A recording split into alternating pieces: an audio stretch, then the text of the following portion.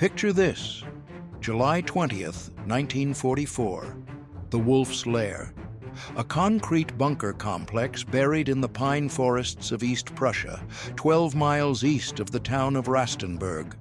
Outside, it is a warm summer morning. Birds are singing. The guards are sweating in their uniforms.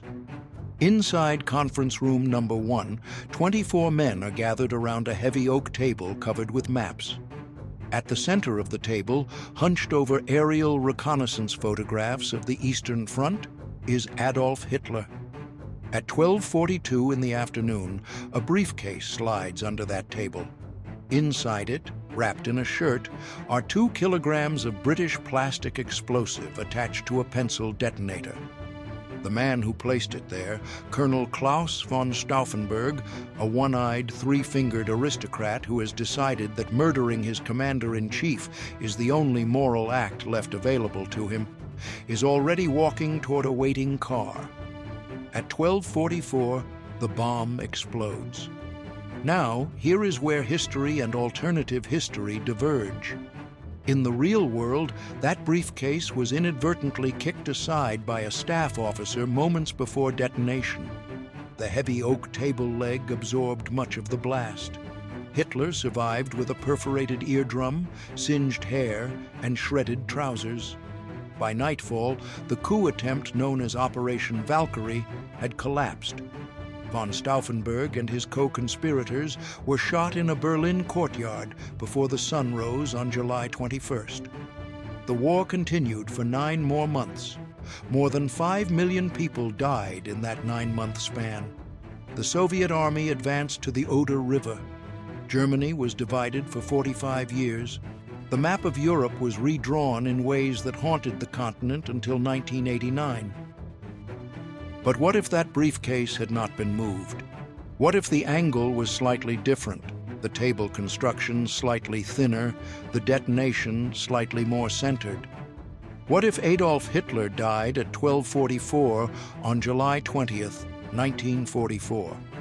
My name is Dr. Raymond Keswick, and for 30 years I have studied the military and political decision-making of the Second World War at the Naval War College in Newport, Rhode Island. I have spent my career asking questions that begin with 2 words: what if? Not as an exercise in idle speculation, but as a rigorous analytical discipline. Understanding how history could have turned out differently tells us precisely why it turned out the way it did, and what that means for the choices we face today. What I am about to walk you through is not fiction. Every element of the alternative scenario I will describe is grounded in documented historical fact, in the actual plans that existed, the actual people who were positioned to act, the actual military and political conditions that prevailed in the summer of 1944. What changes is the single variable: Hitler dies. And from that one change, I want to show you how differently the next 12 months could have unfolded, for Germany, for Europe, for the United States, and for the shape of the modern world. Let me begin by establishing what the conspirators actually had ready, because this is the part that most people do not know. The July 20th plot was not simply an assassination attempt. It was a complete governmental takeover, planned in extraordinary detail over the course of 2 years. Operation Valkyrie was the code name for the German Reserve Army's emergency mobilization plan, a legitimate contingency order signed by Hitler himself, designed to suppress internal revolt in the event of a breakdown of order. The conspirators had secretly revised those orders to route command authority to the army rather than the SS. The moment Hitler was confirmed dead, General Friedrich Fromm, commander of the Reserve Army, was supposed to activate Valkyrie, putting army units in motion across Germany and the occupied territories. Within hours, SS command posts would be seized, Gestapo headquarters would be surrounded, key Nazi officials would be arrested, and a provisional government would contact the Western Allies to negotiate an armistice. The provisional government had a name, a cabinet, and a chancellor already designated. Former Leipzig mayor Karl Goerdeler would lead the civilian administration. Field Marshal Erwin von Witzleben, one of the Wehrmacht's most respected commanders, would serve as supreme commander of the armed forces. A social democrat named Wilhelm Leuschner had been tapped as vice-chancellor. These were not random names. These were serious, capable people with organizational networks already in place. The plan had a geographic logic as well. Paris, Brussels, Vienna, Prague. Each city had a designated military commander who was part of the conspiracy, or who was expected to follow legitimate orders from the reserve army once Valkyrie was activated. In Paris, the plan was especially advanced. General Karl Heinrich von Stülpnagel, the military governor of France, was fully committed. He had the names, the addresses, and the detention orders ready for every senior SS and Gestapo officer in the occupied zone. The moment the signal came, he would move. Now understand what this means in the context of July 1944. The Allies had landed at Normandy 6 weeks earlier. They were fighting through the hedgerows of Normandy, facing brutal German resistance, not yet broken out into open country. The Eastern Front was in crisis. Operation Bagration, the massive Soviet summer offensive, had virtually destroyed Army Group Center in the preceding weeks, a catastrophe that cost Germany over 500,000 men. Germany was fighting a two-front war it could not win, and every senior German military officer knew it.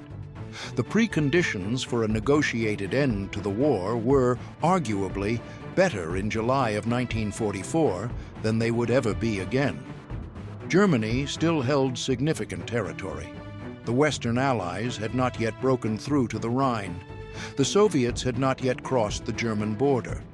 A new German government, one that could credibly claim to have broken with the Nazi regime, had something to offer in negotiations that it would never have again once the Allies were inside Germany itself. This is the world in which Hitler's death at 12:44 on July 20th, 1944, would have landed. Let me walk you through what happens in the first 24 hours. The explosion kills Hitler. The initial confusion in the Wolf's Lair is absolute. The surviving officers do not immediately know what has happened. Communications from the compound are chaotic. Göring and Himmler, the two men most likely to contest a succession, are not present at the Wolf's Lair and are not initially in contact with each other. In Berlin, Stauffenberg's car arrives at Rangsdorf Airfield. He boards a plane. He lands at Tempelhof Airport in Berlin. And here is the critical difference from what actually happened. He arrives to find Operation Valkyrie already in motion. Because in our alternative scenario, the conspiracy's man in the Berlin Communications Center, General Erich Feldgiebel, receives confirmation that the explosion was fatal and transmits the signal. The tyrant is dead. Activate the plan. Within the hour, reserve army units begin moving in Berlin. The SS command post on Prince Albrechtstrasse is surrounded by regular army troops. The Gestapo headquarters, 1 block away, goes dark as its telephone lines are cut. The propaganda ministry, where Joseph Goebbels is in his office, is sealed by a cordon of soldiers. And in Paris, General von Stülpnagel makes his phone calls. By 10 o'clock that evening, every senior SS and SD officer in the French capital is under arrest. Roughly 1,200 men in total, detained in military prisons across the city. The Reich is headless, and the men who spent 2 years planning for this moment are moving. Heinrich Himmler, when he learns what is happening, does not immediately know how to respond. His power rested entirely on Hitler's personal patronage. With Hitler dead and the army moving, he has a choice: fight, which risks a civil war that Germany cannot afford while fighting on 2 fronts, or negotiate. Himmler, for all his fanaticism, was fundamentally a bureaucrat and a survivor. The historical record suggests he would have attempted to negotiate, And that attempt to negotiate, that moment of Himmler reaching for the telephone rather than reaching for a weapon, is the second hinge point on which everything turns. The world I am about to describe begins at that moment. Not with the explosion, with the pause, with the single second in which the second most powerful man in Nazi Germany decides that his own survival matters more than the ideology he served. Understand what has been set in motion. A legitimate German military government, not the SS, not the party, but the professional army officer corps, many of them deeply conservative men with aristocratic backgrounds who had served Germany before the Nazis existed, is reaching for power. And the first thing they intend to do is pick up the phone and call Dwight D. Eisenhower. What Eisenhower would have said, what Roosevelt would have decided, what Churchill would have demanded, and how Stalin would have reacted, that is where the real story begins. Because the death of Hitler was not the end of anything. It was the beginning of the most complicated diplomatic negotiation in the history of warfare. And the decisions made in that negotiation, decisions that would be made not by Adolf Hitler or Joseph Stalin or Franklin Roosevelt, but by men whose names most Americans have never heard, would determine whether the Cold War happened at all. Let us start with the phone call that would have changed everything. July 21st, 1944. Somewhere in the early morning hours, a German military officer makes contact with SHAEF, Supreme Headquarters Allied Expeditionary Force, through a neutral intermediary, the Swiss, the Swedes, possibly the Vatican. The message is brief and extraordinary. Hitler is dead. A provisional German military government is in place. The new government seeks an immediate armistice on the Western Front and requests urgent communication with General Eisenhower at the earliest possible hour. Eisenhower receives this message and he does not know what to do with it. To understand why, you have to understand the political framework within which Eisenhower was operating. At the Tehran Conference in November 1943, Roosevelt, Churchill, and Stalin had agreed on a policy of unconditional surrender. This was not a military doctrine. It was a political commitment announced publicly by Roosevelt at Casablanca in January 1943. The Allies would accept nothing less than the complete, unconditional capitulation of Germany. No negotiations, no terms, no conditions. Roosevelt had insisted on unconditional surrender for a reason he believed deeply: the lesson of 1918. After the First World War, Germany had signed an armistice while its armies were still in the field, still on foreign soil. The German public never truly experienced defeat. The stab-in-the-back myth, the lie that Germany had been betrayed from within rather than beaten on the battlefield, had provided the psychological foundation on which Hitler built his movement. Roosevelt was determined that it would not happen again. Germany had to be beaten so completely, so visibly, so undeniably, that no future German politician could ever claim the army had been betrayed. Unconditional surrender was the instrument of that certainty. But here is the problem with unconditional surrender when the man who started the war is suddenly dead. The July 20th conspirators were not Nazis. Many of them were men who had opposed Hitler from the beginning. Aristocrats, clergy, labor leaders, former civil servants, career military officers who had watched the regime with increasing horror and had concluded that their oath to Germany superseded their oath to the Führer.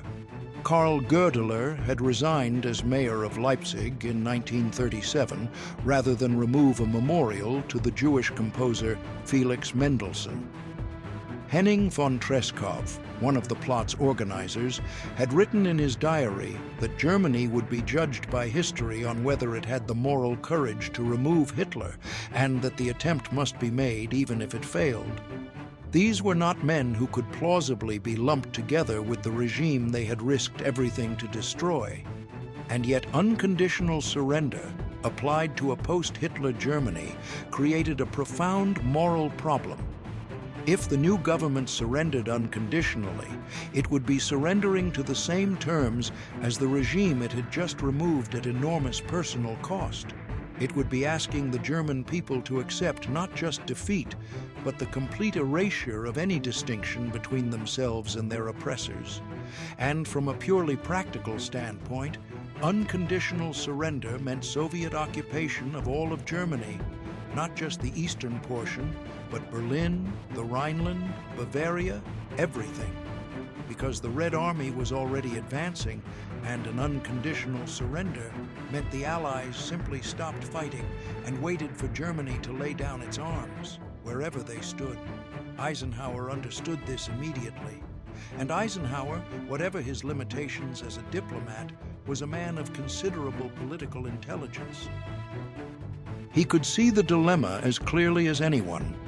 If he followed the unconditional surrender policy strictly, he would be rejecting an offer from a German government that had just done something the Allies had been praying for 3 years, which was to remove Hitler, and he would be handing the entire country to Stalin. If he deviated from the policy, he would be violating a direct commitment made at the highest political level to America's two most important allies, one of which, the Soviet Union, had contributed by far the most blood and treasure to the defeat of Germany. There is no good answer. There is no clean path. There is only the choice between two different kinds of consequences, and Eisenhower, in this moment, would have done what he always did when faced with a decision above his pay grade. He would have gotten on the secure line to Washington and asked the president what to do. And here we encounter the second great historical contingency in our scenario. Franklin Delano Roosevelt, in July of 1944, is a very sick man. The photographs from this period are stark evidence of what those around him could see with their own eyes. He has lost 30 pounds. His hands shake. His face has the hollow quality of a man whose body is already making its preparations. He will be dead in 9 months. But in July of 1944, he is still the President of the United States, still the most consequential political leader in the Allied coalition, and still the man whose convictions about unconditional surrender had shaped Allied policy for nearly 2 years. My assessment, based on everything I know about Roosevelt's thinking and temperament, is that he would not have immediately abandoned unconditional surrender. He would have instructed Eisenhower to express sympathy for the new government's situation, to acknowledge the significance of what had happened, and to simultaneously make clear that the terms of surrender remained non-negotiable. He would have done this for several reasons. First, the political reality in the United States. Public opinion had been prepared for unconditional surrender. The American people expected it.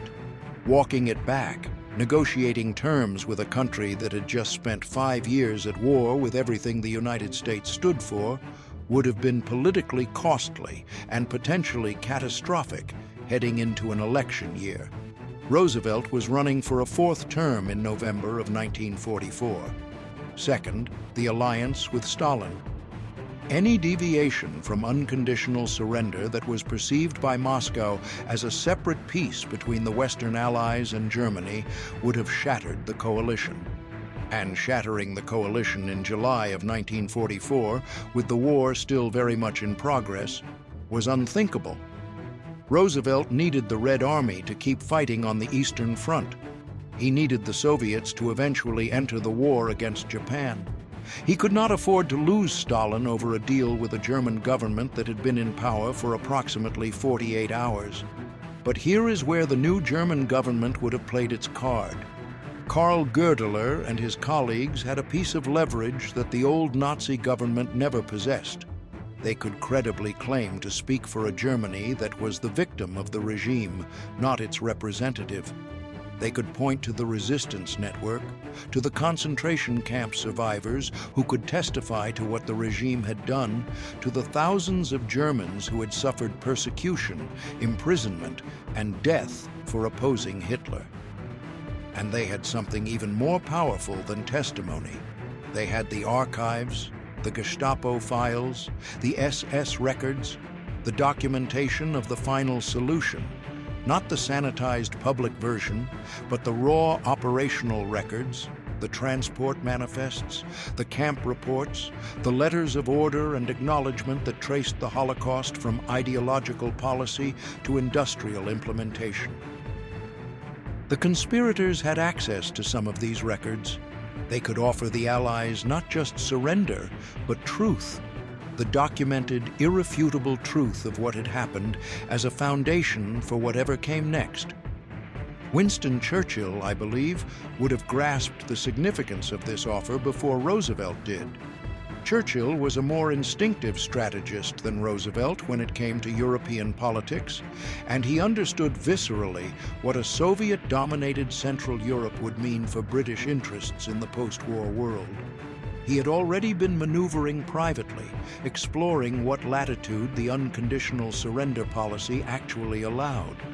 He would have seen in the new German government's offer an opportunity, not to reward Germany, not to let anyone escape justice, but to shape the peace in a way that prevented the Soviet Union from occupying the entire continent. The argument Churchill would have made to Roosevelt, and that I believe would eventually have prevailed, goes something like this. Unconditional surrender is a policy designed to ensure total Allied control over post-war Germany. The question is not whether to insist on unconditional surrender, but whether unconditional surrender to the Western Allies alone achieves that goal better than unconditional surrender to all the Allies, including the Soviets. If the new German government will lay down its arms to British and American forces in exchange for a commitment that Soviet occupation extends no further than a pre-agreed line, a line that leaves Berlin, Vienna, and Prague in the Western sphere, then the substance of unconditional surrender is preserved. Germany is defeated. The Nazi leadership faces justice. Allied authority is absolute. But the map of post-war Europe looks radically different. This argument would have horrified Stalin. And that reaction, Stalin's fury at the prospect of a negotiated end to the Western campaign, is where our alternative history becomes truly explosive. Let us talk about what Joseph Stalin would have done, because Stalin, upon receiving word that the Western Allies were in communication with a new German government, would have suspected exactly what was actually being proposed, a separate peace, or something close enough to a separate peace that the practical difference would not have mattered. And Joseph Stalin did not tolerate betrayal lightly. His response would have been swift, calculated, and dangerous. To understand Stalin's position in July of 1944, you need to appreciate the psychological weight of what the Soviet Union had endured. By the summer of 1944, the Soviet Union had suffered approximately 27 million dead. Not 27 million soldiers. 27 million human beings. Soldiers, yes, but also factory workers, farmers, teachers, children, entire villages swallowed by the German advance and spat back out as ash. The siege of Leningrad alone had killed more people than the United States lost in the entire war. The Battle of Stalingrad, a single engagement, had produced more casualties on both sides than the United States sustained in all of World War II combined. Stalin's entire political legitimacy in the final years of the war rested on a single promise, that this sacrifice would not be wasted, that the men and women who died at Kursk and Stalingrad and in the forests outside Moscow would be vindicated by a peace that gave the Soviet Union security, territory, and the absolute certainty that Germany could never again threaten its western borders. A negotiated peace between Germany and the Western Allies, even one dressed up as unconditional surrender, that stopped the Red Army at the Oder River and left Germany's industrial heartland in Western hands was the precise opposite of what Stalin needed from the war. His response would have moved simultaneously on several tracks. First, publicly, a massive propaganda offensive. Soviet state radio and newspapers would have portrayed any Allied contact with the new German government as a betrayal of the anti-fascist coalition, a cynical capitalist deal, proof that the Western powers had never truly intended to destroy German militarism, but merely to redirect it. This propaganda would have been aimed not just at Western public opinion, but at communist parties throughout Western Europe. The French Communist Party, the Italian Communist Party, the British Left, all of whom had significant influence and all of whom would have amplified the Soviet narrative aggressively. Second, militarily, acceleration.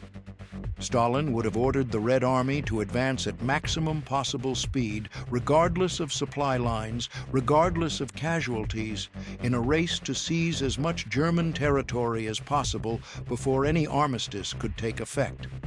Operation Bagration was already underway and had been devastatingly successful. An order to push even harder, to accept even greater losses in exchange for geographic position, would have been consistent with Stalin's previous orders and with the Red Army's demonstrated capacity for absorbing punishment in exchange for operational objectives. Third, politically, a counteroffer to the new German government. This is the move that most analysts overlook.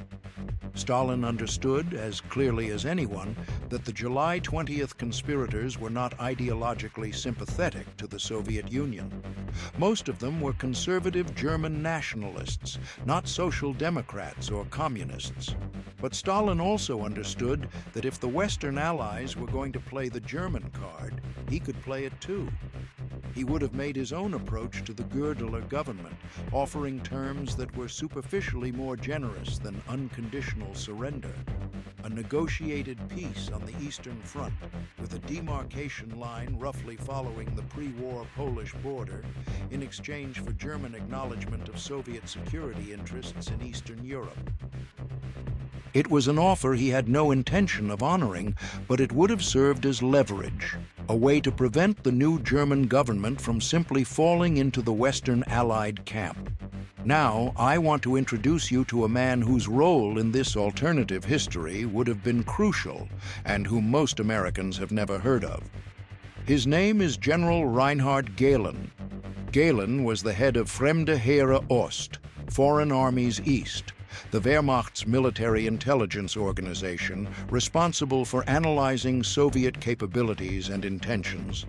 He was brilliant, coldly pragmatic, and possessed of what may have been the most extensive intelligence files on the Soviet military in the hands of any Western institution. He was also, by the summer of 1944, already thinking about what would come after the war.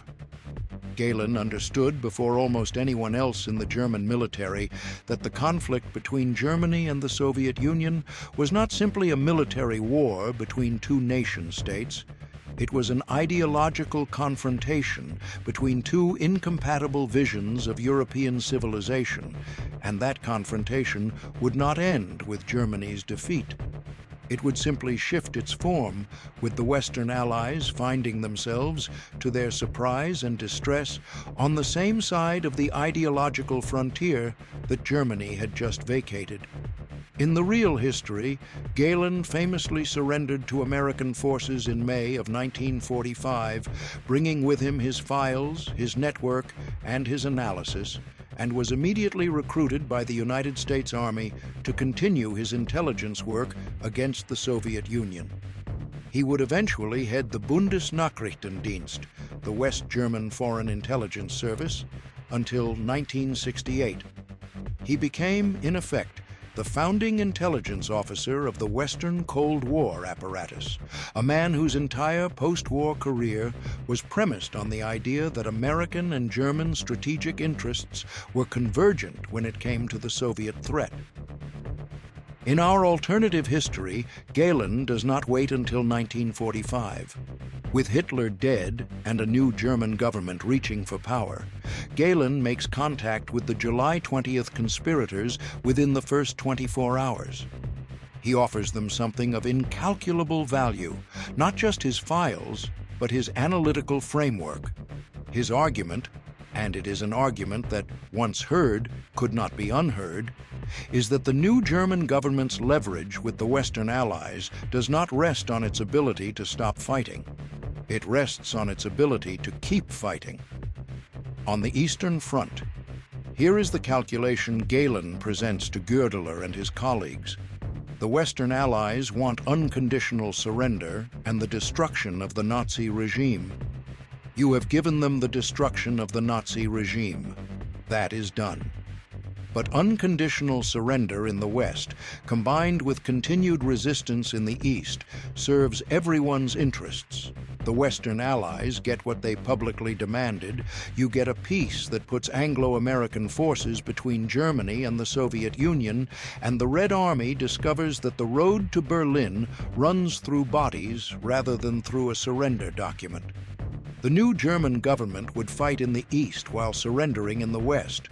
Not for Nazi ideology, not for Hitler's thousand-year Reich, but for the same reason German officers had always claimed to be fighting, to protect German territory and the German people from Soviet conquest. This is the proposal that lands on Eisenhower's desk in the first week of August, 1944. And it is the proposal that forces the United States to make the most consequential strategic decision in the history of the Cold War. A Cold War that has not yet begun, but that has just been handed its shape. Let me tell you about what August of 1944 looks like on the ground if our scenario holds. In Normandy, the breakout has happened. General Patton's Third Army has exploded through the gap at Avranches and is sweeping east and south across France in one of the most spectacular armored advances in military history. This part of the story is identical to what actually occurred. The real Operation Cobra breakout happened on July 25th, 5 days after the actual failed assassination attempt. And by early August, Patton was moving at a rate that was astonishing even to the Americans executing it. But in our alternative history, the context in which Patton is advancing has changed completely. The German forces in France are receiving contradictory orders. The SS units are fighting for a regime that no longer exists. The Wehrmacht units are receiving signals from the new Goerdeler government to reduce resistance and facilitate Allied advance in the West. Some units comply. Others, particularly the Waffen-SS formations whose ideological commitment to the Nazi cause was absolute, do not comply and fight on. The result is a chaotic patchwork. Some German positions collapse with almost no resistance. Others fight ferociously, creating a battlefield picture more confusing than anything Eisenhower's intelligence officers have seen. Paris falls earlier than in the real history. In the real world, Paris was liberated on August 25th. In our scenario, it falls perhaps 10 days earlier, on August 15th, with von Stülpnagel already in control of the SS garrison and already in communication with the resistance, arranging what is essentially a bloodless transfer of authority. The images of French crowds welcoming Allied troops into the city are the same, but the political situation behind those images is entirely different. In Brussels, in Antwerp, in the cities of the Low Countries, the pattern repeats.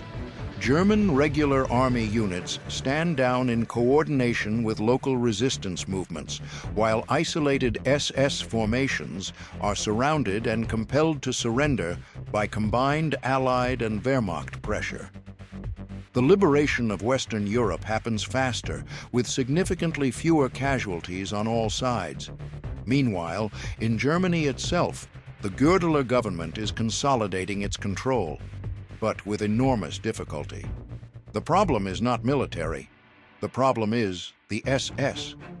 Himmler's decision not to immediately fight the July 20th coup does not mean the SS simply accepts the new order.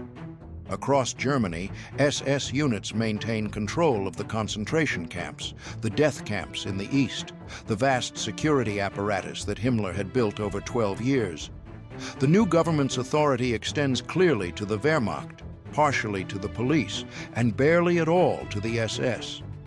This creates a situation of dual power that the Goerdeler government must resolve before it can credibly claim to represent Germany to the outside world. Here is where one of the most troubling aspects of our alternative history emerges. The men of the July 20th conspiracy were, by any reasonable standard, brave and principled individuals who sacrificed everything to oppose Hitlerism. But they were also conservative German nationalists whose vision of post-war Germany was not identical to the Allied vision. Some of them harbored beliefs about German national greatness that made them deeply ambivalent about what the full reckoning with the Nazi period would require. Goerdeler, in particular, had a complicated history. As mayor of Leipzig, he had initially cooperated with some aspects of Nazi governance before drawing his line at the Mendelssohn Monument. He was not an anti-Semite by the standards of his era, but he was a conservative German nationalist who believed in German primacy in Central Europe. His post-war vision for Germany was not a democratic republic on the Anglo-American model. It was something closer to a conservative authoritarian state, firmly anti-communist, with a restored monarchy not entirely out of the question. The Western Allies, looking at this man and his colleagues, would have recognized both what they needed and what they were worried about. They needed a German government that could administer a defeated Germany, prevent chaos, and serve as a bulwark against Soviet expansion. They were worried about creating a new Germany that was not genuinely democratic, that preserved the social and economic structures that had made Nazism possible, and that might, 30 years down the road, produce something similar again. These are not trivial concerns, and the Allies' insistence on addressing them, even in the middle of the military campaign, would have created the central political drama of the summer and autumn of 1944. The negotiations that would have taken place, and let me be clear that I mean actual negotiations, face-to-face meetings between Allied representatives and the Goerdeler government, something that in the real world was absolutely forbidden by the unconditional surrender policy, would have revolved around three core issues. First, the disposition of the Nazi leadership. Who gets prosecuted, by whom, on what charges, under what legal framework? The Goerdeler government would have wanted a purely German process, a German court, German judges, German standards of evidence. The Allies would have insisted on international oversight. This tension would eventually have produced something similar to Nuremberg, but perhaps faster and with broader German participation. Second, the territorial settlement in the east.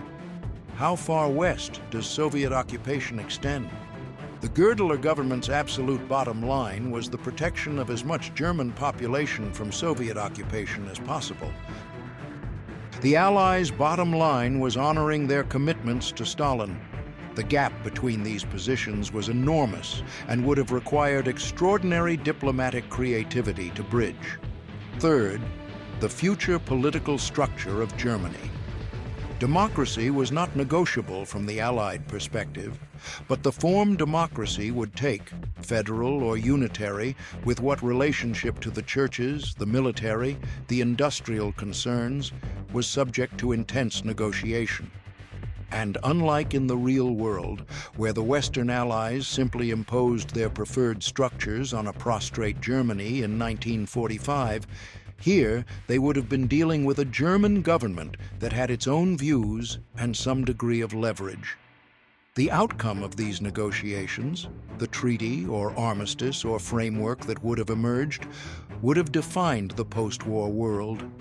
And I want to walk you through what I believe that outcome would have looked like in terms of both the immediate end of the war and its long-term consequences. But first, I need to tell you what happens in the East. Because while the diplomats are negotiating in Bern or Stockholm, men are dying on the Vistula River at a rate that makes the Western Front look like a skirmish. And the decisions being made about that dying, about whether to sustain it, for how long, and in service of what political objective, would have determined whether the Cold War happened at all, and if so, what shape it took. The Eastern Front in the summer of 1944 is a catastrophe on a scale that has no equivalent in Western experience. Operation Bagration, the Soviet summer offensive, had destroyed Army Group Center in a matter of weeks. By the time of the actual July 20th plot, the Wehrmacht had lost approximately 300,000 men, killed or captured in a single operational theater in a single month. The Soviet army was advancing toward Warsaw. The pre-war borders of the Soviet Union were already far behind the Red Army's forward positions. For the first time since 1941, Soviet troops were approaching territory that had been German before 1939. In our alternative history, the question of what happens on the Eastern Front after the Goerdeler government takes power is the most complex and morally fraught question in the entire scenario. And I want to sit with that complexity for a moment because it is easy in alternative history to skim over the horror in the pursuit of the interesting outcome. The argument that Galen made to the Goerdeler government, fight in the East while surrendering in the West, was a strategically coherent argument. It was also a morally monstrous one. It meant continuing a war on German soil and on the soil of countries Germany had occupied and devastated for the purpose of a geopolitical calculation about the post-war balance of power. The soldiers who would die in this extended Eastern campaign, German, Soviet, Polish, would be dying not for any of the original causes of the war, but for a Cold War logic that had not yet been given its name. This is the devil's bargain that alternative history forces us to confront. The outcome that most benefits Western liberal democracy, a post-war Europe in which Soviet occupation extends no further than the Polish border, in which Berlin and Vienna and Prague remain accessible to Western influence, in which the Iron Curtain is drawn much further east than it was in our actual history, is an outcome that requires, as its precondition, additional months of some of the most savage fighting in human history. Let me give you the numbers so that the abstraction becomes concrete. In the 9 months of fighting on the Eastern Front between August 1944 and the actual end of the war in May 1945, approximately 1 million German soldiers were killed. The Soviet Union lost approximately 900,000 in the same period. Poland, through which much of this fighting passed, lost hundreds of thousands of civilians to combat, reprisals, and the deliberate destruction of Warsaw in the aftermath of the Warsaw Uprising in October of 1944. In our alternative history, if the Goerdeler government accepts Galen's logic and continues fighting in the East while surrendering in the West, some portion of those deaths still occurs. Perhaps not 1 million German soldiers. The Wehrmacht's logistical situation improves somewhat when it is no longer fighting in France and Italy and can concentrate its remaining strength in the East. Perhaps not 900,000 Soviets. The Red Army's advance slows when it encounters concentrated resistance from an army no longer distracted by 2 other fronts. But hundreds of thousands of people still die. They die in the trenches outside Warsaw. They die in the rubble of Poznan. They die in the forests of East Prussia, fighting over ground that has changed hands 4 times in 30 years. I want to be honest about this because alternative history that papers over its own moral costs is not serious analysis. It is escapism dressed up as scholarship. The scenario I am describing, in which the Cold War is significantly shortened or prevented by a negotiated end to World War II, does not come free. It comes at the price of continued fighting on the Eastern Front, and the people who pay that price are not the diplomats in Stockholm or the generals in their headquarters. They are 19-year-old soldiers from Bavaria and Siberia who will not survive to see whatever geopolitical arrangement their deaths made possible. Having said that, let me describe what I believe actually happens militarily in the East under our alternative scenario.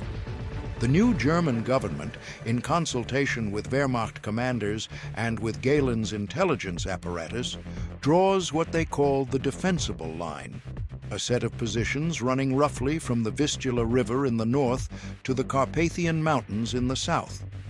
This line is chosen not for political reasons, but for military ones. It is the most defensible terrain available to the Wehrmacht, given its reduced strength, and it corresponds roughly to the demographic boundary between predominantly German-speaking and predominantly Polish or Russian-speaking populations. The Wehrmacht concentrates its remaining armor and artillery on this line. It has significant advantages that it lacked in the real war. No longer fighting on multiple fronts, it can shorten its supply lines, rotate divisions for rest and refit, and deploy its remaining reserves coherently. The Luftwaffe, similarly released from the requirement to defend German cities against Allied strategic bombing, which has now ceased with the armistice in the West, can concentrate its dwindling resources on Eastern close air support. The Soviet advance slows, not stops. The Red Army is a juggernaut that cannot be halted, and it continues to advance. But it slows. And as it slows, the diplomatic pressure on Stalin to accept a negotiated settlement increases. Here is the mechanism by which that pressure operates. The United States is supplying the Soviet Union through Lend-Lease. The trucks, the locomotives, the aviation fuel, the food. A stunning proportion of Soviet logistical capacity depends on American material. Lend-Lease does not end with the armistice in Europe, because the United States still needs Soviet entry into the Pacific War. But the threat of reducing or conditioning Lend-Lease gives Roosevelt and his successors a degree of leverage over Stalin that they never exercised in the real war. In our alternative history, with the European war still partially ongoing, that lever becomes explicit. Roosevelt, or, following his death in April of 1945, Harry Truman, would have used Lend-Lease as a direct instrument of negotiation. The message to Moscow would have been unmistakable: a negotiated settlement that recognizes Allied, meaning Western Allied, authority in Central and Western Germany is a precondition for continued American material support. Stalin could fight on without American trucks. The Soviet Union had demonstrated an extraordinary capacity for suffering and improvisation, but it would cost him, in time and blood, more than he had already paid.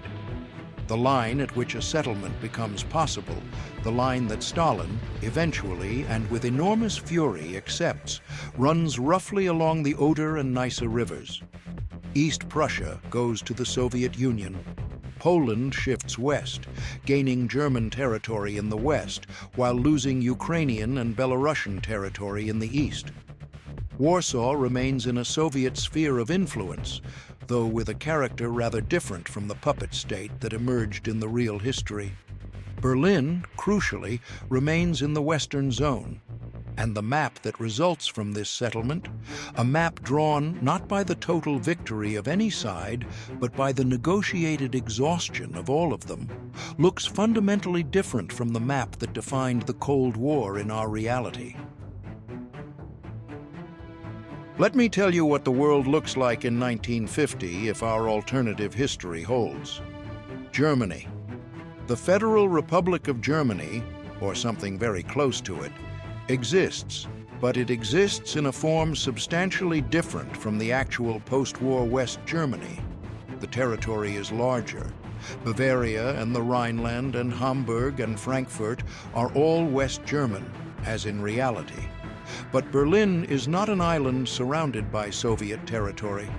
Berlin is the actual capital of West Germany, continuously connected to the rest of the country, its division never having occurred. The Brandenburg Gate never becomes the symbol of a divided continent.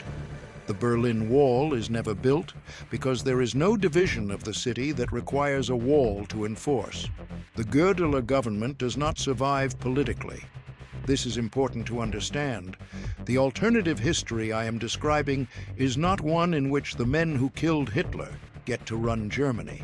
They are transitional figures, men of enormous personal courage who served a historical function, removing the Nazi regime and enabling a negotiated end to the war, but whose political vision for Germany is too conservative, too nationalist, too pre-democratic to survive contact with Allied requirements in German public opinion. By 1946 or 47, free elections produced something like the Christian Democratic Union we know from actual history, under the leadership of someone like Konrad Adenauer. The fundamentals of post-war West German democracy look similar to the real thing. What is radically different is the relationship between Germany and its recent past. In our reality, denazification was a chaotic and largely unsuccessful process. Former Nazis resumed positions in industry, academia, the judiciary, and government with remarkable speed. The Nuremberg trials were genuinely important but limited in scope, and their lessons were not deeply absorbed by German society until the 1960s. The full reckoning with the Holocaust took decades to arrive, and many historians argue it has still not fully been accomplished. In our alternative history, the reckoning begins sooner and goes deeper. The Goerdeler government's legitimacy depends on its ability to demonstrate its break with the Nazi era, which means actively cooperating with Allied investigators, opening the archives, and publicly identifying the perpetrators of the final solution. The trials that follow are both more extensive than the actual Nuremberg proceedings and more credibly German in character. German judges participate alongside Allied ones, German public opinion is engaged rather than excluded, and the process unfolds not in the immediate aftermath of military occupation, but within the framework of a functioning, if nascent, German political society. This does not mean justice is perfect or complete. It never is. But the cultural processing of the Nazi period in Germany, the equivalent of what Germans call Vergangenheitsbewältigung, the working through of the past, happens earlier and perhaps more thoroughly, because the new German government's own narrative identity is built around its opposition to the regime rather than its reluctant subordination to Allied authority. Now, the Cold War. In our reality, the Cold War defined global politics from approximately 1947 until 1989. 42 years of confrontation that cost trillions of dollars, dozens of proxy wars, and a permanent state of nuclear anxiety. In our alternative history, something like the Cold War still happens. I want to be clear about this because the temptation of alternative history is to imagine that changing one variable produces paradise. It does not. The ideological confrontation between Soviet communism and Western liberal democracy is not a product of the way the war ended. It is a product of the nature of the two systems. Stalin's Soviet Union and Roosevelt's America were always going to compete for influence in the post-war world. The question is not whether that competition occurs, but where it is fought, on what terms, and with what intensity. In our alternative history, the competition begins earlier and from more stable starting positions. The Soviet Union, having fought to the Oder-Neisse line rather than the Elbe, controls less of Central Europe. Poland is within the Soviet sphere, but its situation is more ambiguous. A Soviet-friendly government, yes, but not the same degree of total control that existed in the real history, partly because Polish resistance did not experience the complete devastation it suffered in the real world's Warsaw Uprising. Czechoslovakia is contested ground rather than clearly Soviet territory. Hungary and Romania are within the Soviet sphere. Austria is divided, but Vienna, like Berlin, is more clearly in the Western zone. The NATO alliance still forms. American troops remain in Europe. The Marshall Plan still happens because American strategic interest in European recovery is not contingent on the precise demarcation of the Soviet zone. But it happens with a larger, free European economy as its foundation because Germany's industrial capacity, including the Ruhr, the Rhineland, the whole of the country west of the Oder, is available for Western economic reconstruction rather than Soviet dismantlement. The nuclear question. This is where our alternative history produces its most dramatic divergence. In the real world, the United States used atomic bombs against Japan in August of 1945, in large part to avoid a land invasion of the Japanese home islands that military planners estimated would cost between 250,000 and 1 million American casualties. The Soviet declaration of war against Japan and the atomic bombings effectively ended the Pacific War simultaneously in early August.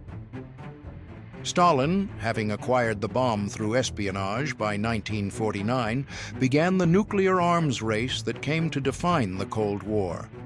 In our alternative history, the European war ends in the autumn of 1944, several months earlier than in reality.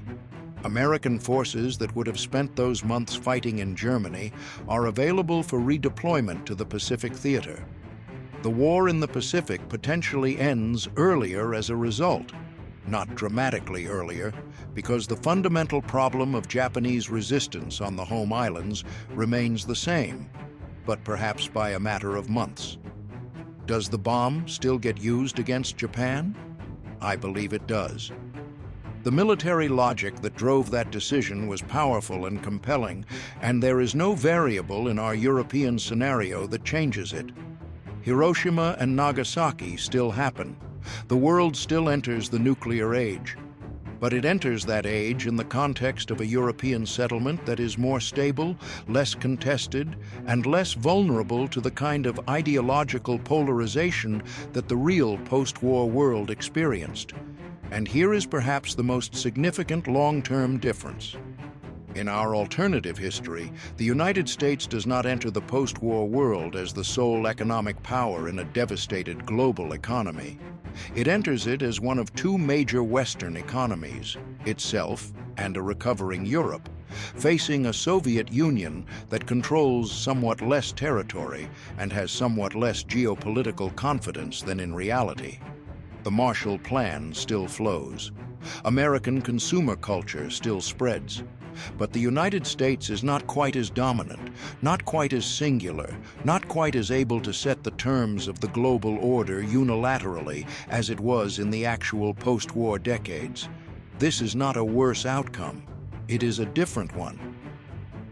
A world in which Europe recovers its own self-confidence more quickly, in which Germany faces its past more honestly, in which the Iron Curtain falls somewhat further east, in which 40 million people who in reality spent the Cold War under Soviet domination instead live in something closer to political freedom.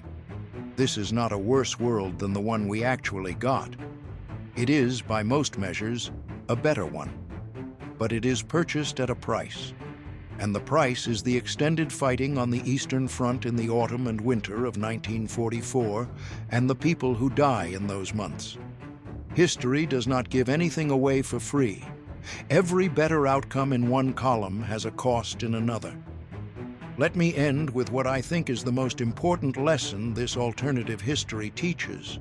The July 20th conspiracy failed because of the width of an oak table leg, because of the accidental repositioning of a briefcase by a man who did not know what was inside it, because of a 2-inch deflection in the placement of a bomb.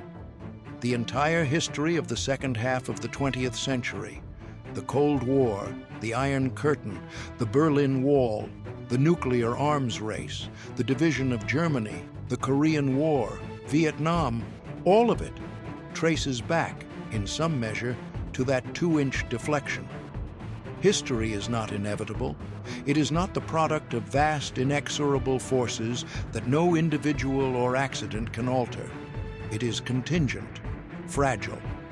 It turns on moments so small that they seem, in retrospect, almost offensive in their modesty. A briefcase, a table leg, a 2-inch gap. The people who understand this, who take seriously the idea that different decisions, different moments, different accidents could have produced radically different worlds, are the people best equipped to make decisions in the present. Because if we understand that the world we have was not the only world available, we understand that the world we will have is not predetermined either. It is being made, right now, in decisions that seem small, by people who may not know they are making history. Von Stauffenberg knew. That is why he walked into that room, and 2 inches away from a different world,